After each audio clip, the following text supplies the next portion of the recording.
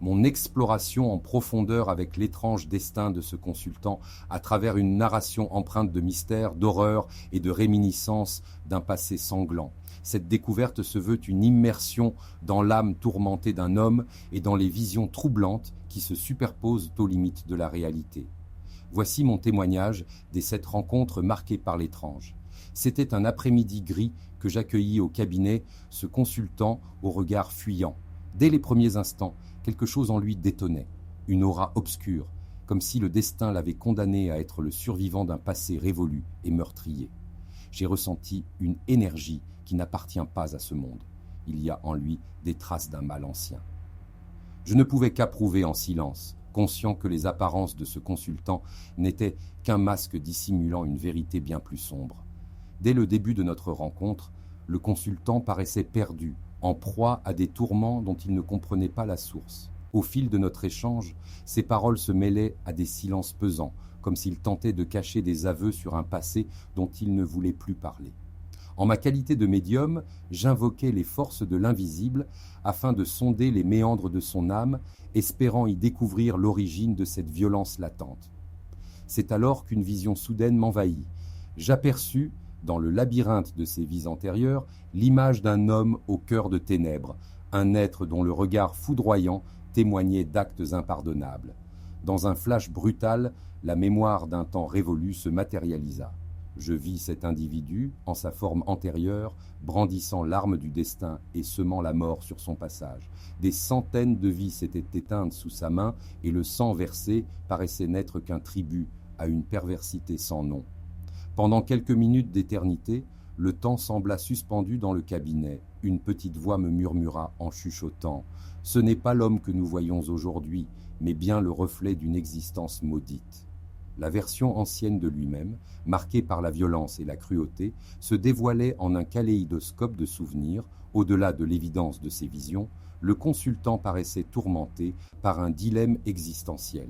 Ses cauchemars récidivaient chaque nuit, des images de carnage et de souffrance l'assaillant dans un silence angoissant. « Je ne comprends pas pourquoi, répétait-il, la voix tremblante. Pourquoi suis-je destiné à revivre ces instants de violence malgré mes tentatives pour m'éloigner de ce chemin de mort?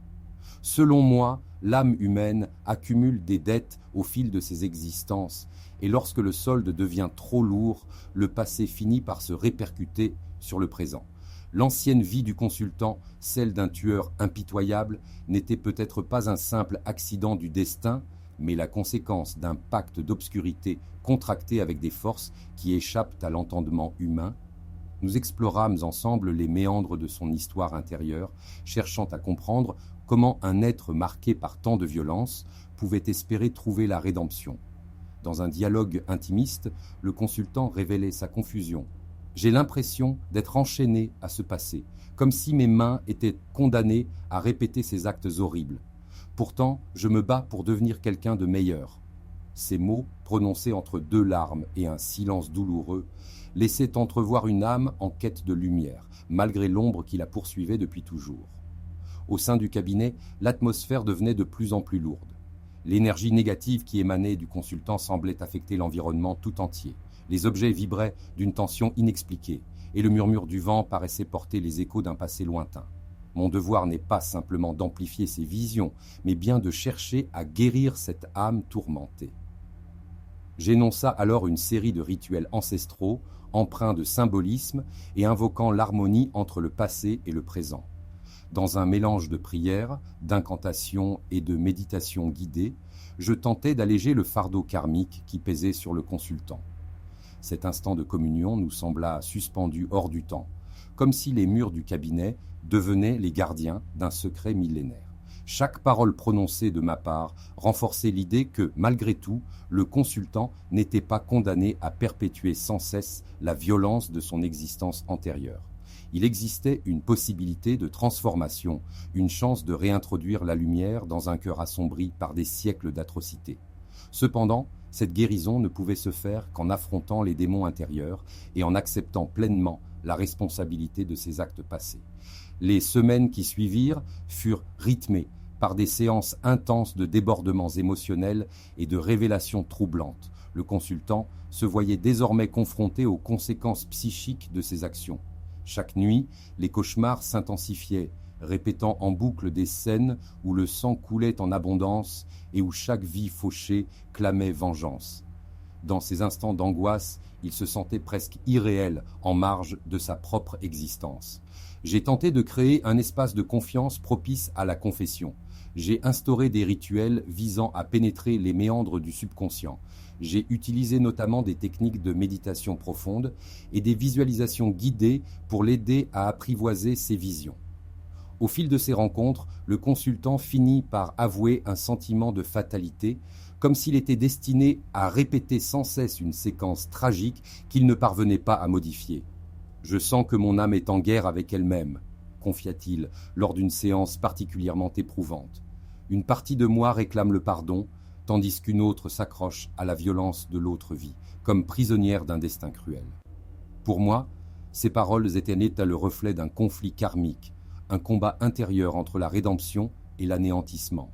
J'évoqua alors l'idée que certaines vies antérieures laissent des marques si profondes qu'il est difficile de s'en défaire, surtout lorsque le mal accompli atteint un seuil fatal.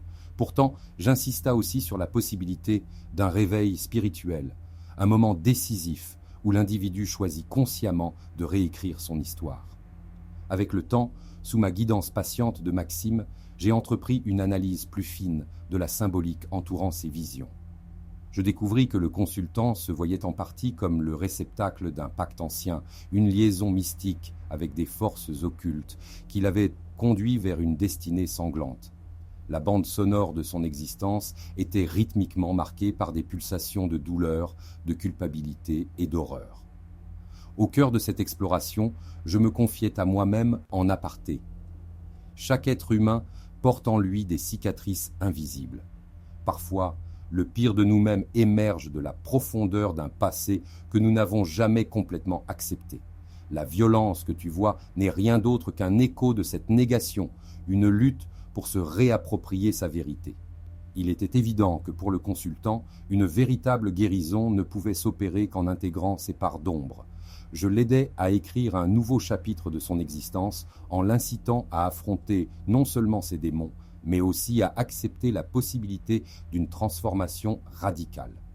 Durant plusieurs séances, nous utilisâmes l'écriture intuitive, invitant le consultant à coucher sur papier des souvenirs, des regrets et même des fragments de rédemption qui lui revenaient par bribes. Au fur et à mesure des échanges, le consultant commença à entrevoir une lueur d'espoir, aussi ténue soit-elle.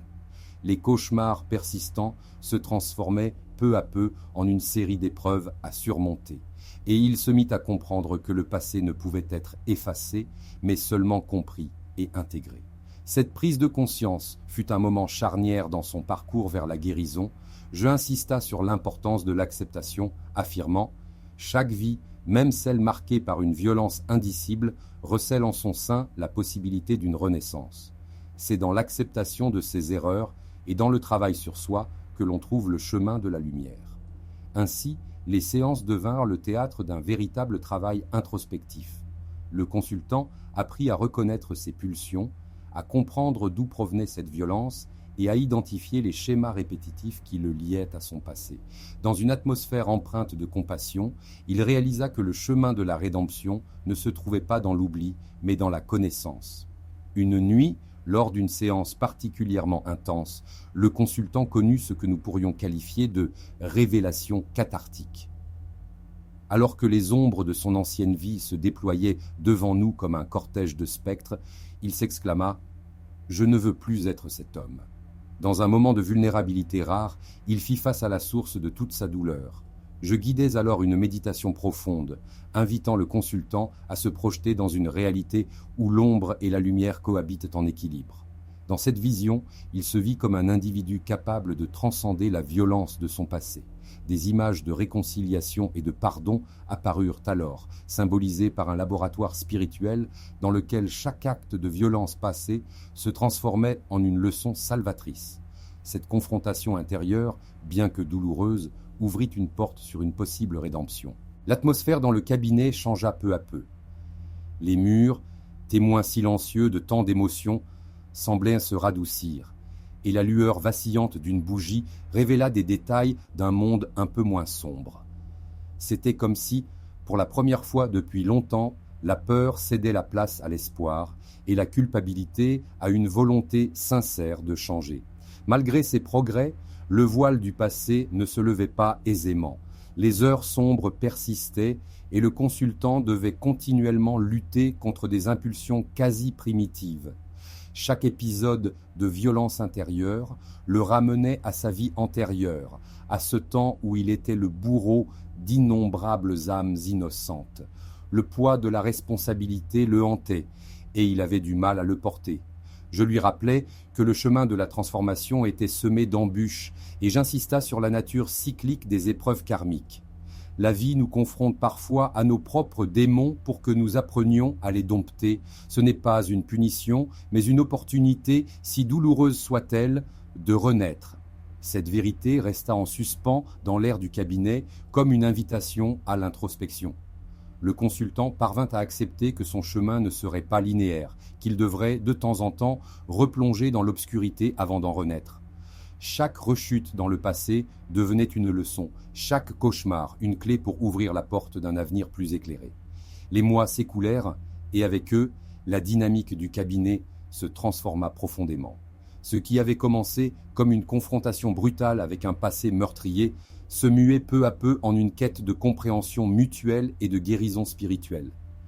Le consultant, jadis prisonnier d'un cycle infernal, parvint à avancer pas à pas vers une réconciliation avec lui-même. Je restai à ses côtés, assurant un soutien constant et bienveillant. J'ai intégré des pratiques de pleine conscience, des rituels de purification et des échanges sincères pour l'aider à traverser les moments de doute. Le travail n'était jamais linéaire, et chaque nouvelle session révélait des strates supplémentaires de douleur et de beauté. Le consultant découvrait en lui-même des réserves insoupçonnées de résilience, des capacités à pardonner et à se reconstruire. Pour lui, le passé sanglant n'était plus une fatalité, mais un chapitre à réécrire. Il comprit que la violence, aussi terrifiante fût-elle, n'était qu'une part de son histoire, et qu'en acceptant cette dualité, il pouvait enfin entreprendre le chemin d'une transformation véritable. « Je sens que je change », déclarait-il lors d'un entretien où ses yeux, jadis voilés par la peur et la culpabilité, laissèrent entrevoir une lueur d'espoir sincère. « Je ne peux pas effacer le passé, mais je peux choisir de ne plus le laisser diriger mon futur. » Aujourd'hui, le consultant poursuit sa route avec une détermination nouvelle, conscient que chaque jour est une lutte contre l'héritage d'une violence ancestrale. Les cauchemars persistent encore, parfois même s'intensifiant lors des nuits solitaires, mais il a appris à les apprivoiser. Ce combat intérieur est devenu autant une épreuve qu'une source de renforcement, lui rappelant sans cesse qu'il n'est jamais trop tard pour choisir un autre chemin. Je rappelle souvent, en concluant nos séances, nos vies sont une succession de choix et même confrontés aux ténèbres, nous possédons la force d'opter pour la lumière. Ces mots, simples en apparence, résonnent profondément dans le cœur de celui qui a connu la violence au plus profond de son âme. L'expérience que nous avons vécue ensemble nous enseigne une vérité universelle. Même les existences les plus tourmentées possèdent le potentiel d'un renouveau spirituel. La rencontre avec son passé, aussi insoutenable soit-elle, constitue une condition sine qua non de la transformation personnelle, en réunissant des forces médiumnelles, de la compassion et un engagement sincère dans le processus de guérison. Il est possible, malgré la lourdeur des souvenirs, d'ouvrir la voie à un avenir meilleur. En repensant à cette aventure, je prends conscience que la véritable horreur n'est pas tant dans la violence du passé que dans la peur de l'inconnu qui hante l'âme. Les récits de vies antérieures, chargés de sang et de tumulte, nous rappellent que chacun porte en lui les traces d'un chemin complexe, parfois brutal, avant de trouver la sérénité. Je continue à œuvrer dans mon cabinet, offrant mon soutien à ceux dont le destin semble irrémédiablement lié à des forces obscures. Chaque consultation devient un rituel, une offrande à la fois pour panser les plaies du passé et pour éclairer la voie de l'avenir. La violence, le sang et les cauchemars ne sont pas une fatalité, mais bien des signes indiquant que l'âme attend d'être entendue, comprise et finalement guérie. Cette vidéo, que je partage aujourd'hui est un témoignage de la complexité de l'être humain et de la lutte perpétuelle entre l'ombre et la lumière.